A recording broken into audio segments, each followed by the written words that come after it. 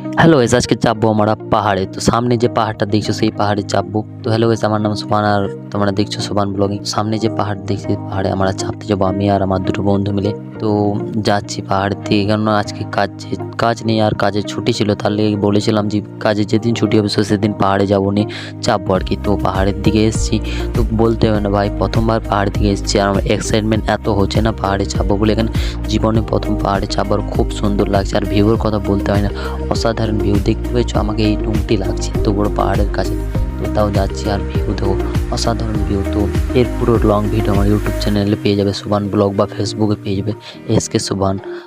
তো আমরা আস্তে আস্তে তো পাহাড়ের ওপরে চাপছি, কিন্তু কি হলো জানো, তো আমার ভাইটা বলছে যে এখন পাহাড়ে চাপতে হয় না, কেননা কি হবে না হবে, তো এখন অনেক দিন থাকবো, তো কাজ করব, তো কাজ শেষ হবে তারপরে পাহাড়ে চাপবো, যেদিন কাজে থেকে বাড়ি যাবো সেদিন। তো আমার হালকা খানিক মন খারাপ হলো, কিন্তু কোনো ব্যাপার না, তো ভাই বলেছে বলেই। তো ভাই ফলো সাবস্ক্রাইব করলিও।